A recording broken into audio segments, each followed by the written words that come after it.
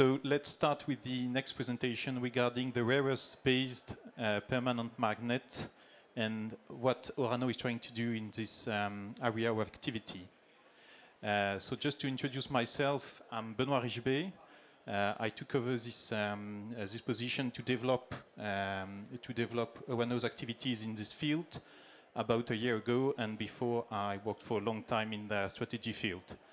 So first, what are we talking about? What you need to know in order to go through this presentation, you need to understand what is a rare earth element, and you need to understand what is a rare earth-based permanent magnet.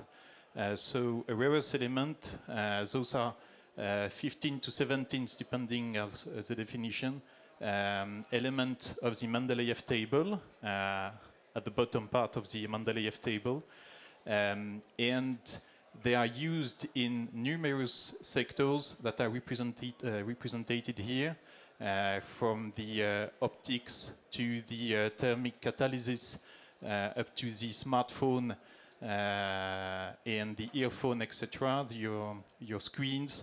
What the areas, the sectors we are looking at are the wind turbines, the EV and hybrid vehicles, and obviously the magnet that are generally used in these sectors.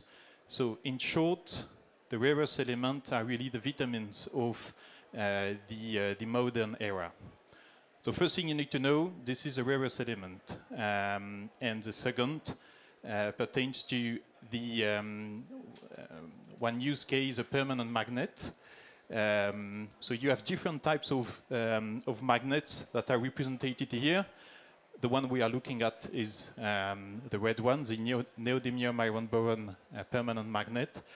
And you can see in short that these magnets are the most powerful that you can find in the industry, despite the fact that they cannot operate at a very high temperature. But you use these permanent magnets typically in the electric vehicles and the wind turbines for the electric machines.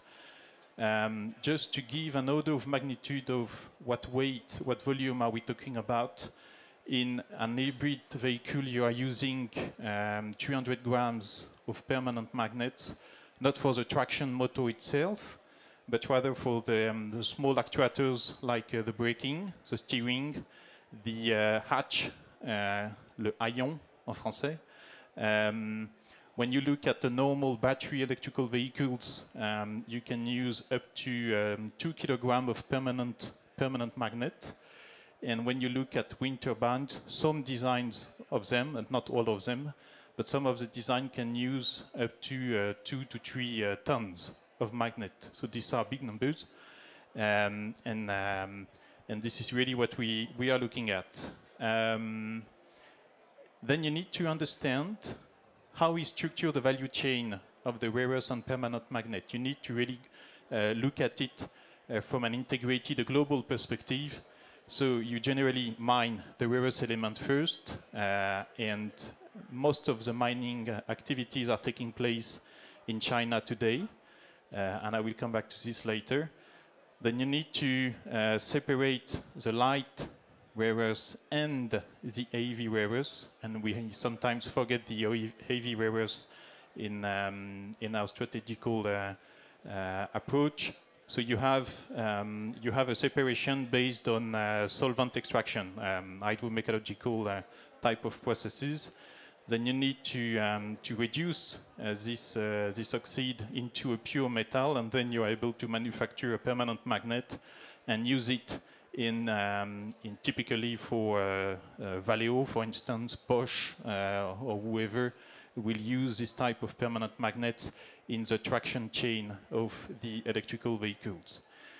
But then there is another thing that you need to take into account. You need to take into account that your permanent magnets will have an end of life, because typically they will be oxidized, and you can do recycling. You can recycle these permanent magnets either with a sort of a short loop recycling, which is not mature yet, but we are working on that. And I will come back to this later, or a long loop recycling, where you typically dissolve the used permanent magnet via an hydrometallurgical process. And in this area, in this value chain, Orano is focusing really on the key strategic segment, rare earth separation, metallization, and the magnet manufacturing. Just to give you an idea also what are the trends, so I already mentioned the fact that you use as permanent magnet in the traction chain of the electrical vehicles. I think I don't need to convince you that you really need to, the industry need to really shift into the electrical vehicles technologies. So I'm not coming back to this. But then the main question, and this is what we are working on, you need to manufacture permanent magnet, but on a virtuous way, meaning that for an ISO performance, trying to use less rare earth element. On the left part of this, you can find some figures really illustrating the fact that we need to really work on on developing these technologies. When you look at the battery electrical vehicles, you have here in blue the growth that is expected in kiloton of neodymium magnets, and you can see actually that this is really huge. And this growth, on top of that, you also have the installation of the windmills, particularly the offshore windmills. So this is really the area we are focusing on. But and this is where we have the problem. The rare earth element and the permanent magnet value chain, it's on a highly volatile market, and we have a strong dependency to China. So if there is one thing that you need to have in mind, 30%, 60%, 90%. 30%, this is the ore reserves of rare earth element of China. 60%, this is the volume of ore extraction they are doing, and 90% is the global domination of China on the whole value chain. So when you look at the energetical transition, you need electrical machines, you need permanent magnet, and you need rare earth element. But to do so, you will be increasing, and if we don't do anything, you will be increasing your dependency to China. And that's the reason why a lot of Western countries have engaged into innovation projects in order to reduce this strategic dependency to China. And this is what Orano is trying to do with the Magnolia project that we have launched last year in a consortium, with Orano leading the consortium, the CEA from Grenoble, CEA Litten, who is working on industrialization of recycling and manufacturing processes. We are also working with two dismantling and collecting companies, Demantel and Paprec. Demantel is a small startup from the east of France. And we are also, we teamed up with Valeo, and Valeo, I don't need to explain you, but obviously this is important for them to make sure that the recycled permanent magnet can fit into the motors. Otherwise, you haven't demonstrated anything.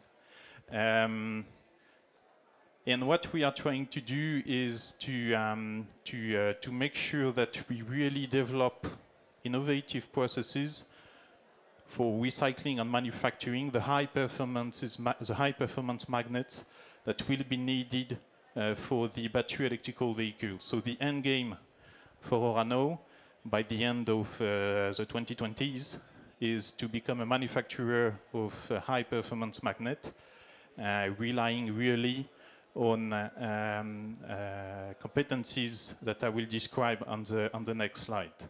And we basically are here. We are still in the R&D stage, and we will be starting by mid 2024 the process pilot in Grenoble. Then we will develop an industrialization pilot by 2026, and then we will launch the real manufacturing plant. For this, why have we engaged into this diversification? It's because we actually have quite numerous technical know-hows that are valuable into the manufacturing of permanent magnet. that I've listed on the left part of the slide. And especially, we are actually quite good expert in the metal chemistry, hydrometallurgical or pyrometallurgical processes that are actually needed in this value chain, and especially in the magnet manufacturing, sintering as well, fritage en français. You also need quite a good experience in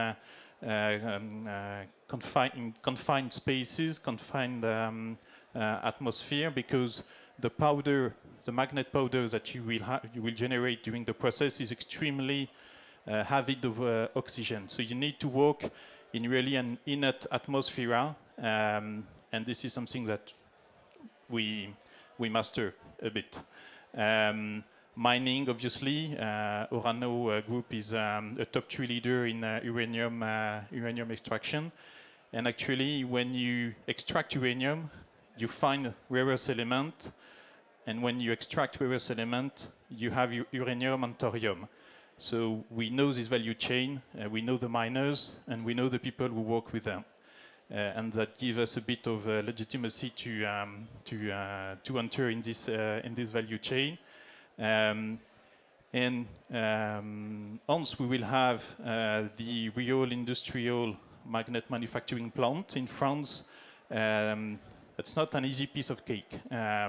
This is really a pyropheric activity, but we do manage in France large and extremely complex industrial sites.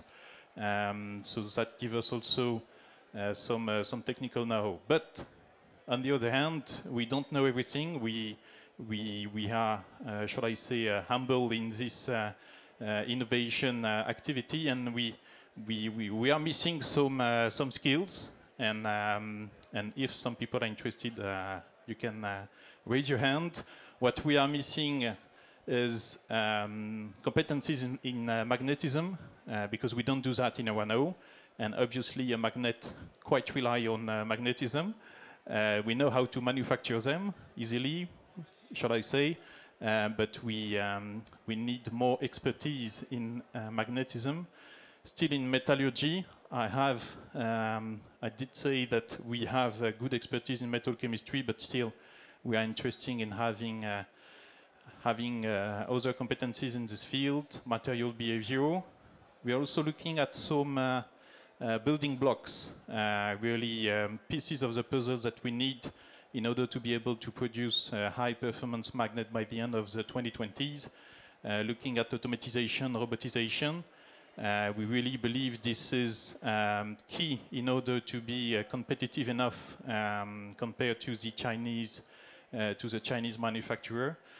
Numerical modeling, industrialization, additive fabrication. I didn't mention that, but we are trying to not only to manufacture magnet, but really to be at the edge of the innovation in this area. And in the permanent magnet field, normally they are manufactured in square blocks, and then you cut them in order to have the shapes you desire for your rotor. But now the motor manufacturers are requesting complex shapes in order to optimize the rare earth element content, and you need to manufacture them. And what we are trying to do with the Série Grenoble is to develop a powder injection molding process in order to directly have the requested shape and avoid losing 20 to 30% of the materials. Traceability as well. This is not something that is requested yet by the European Commission, but we foresee that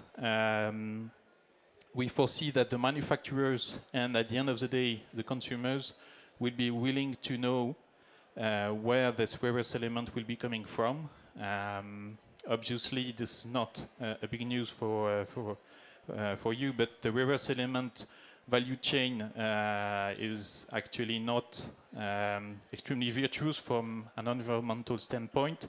The extraction of the ore in Inner Mongolia, in China, or even the heavy rare earths in Thailand or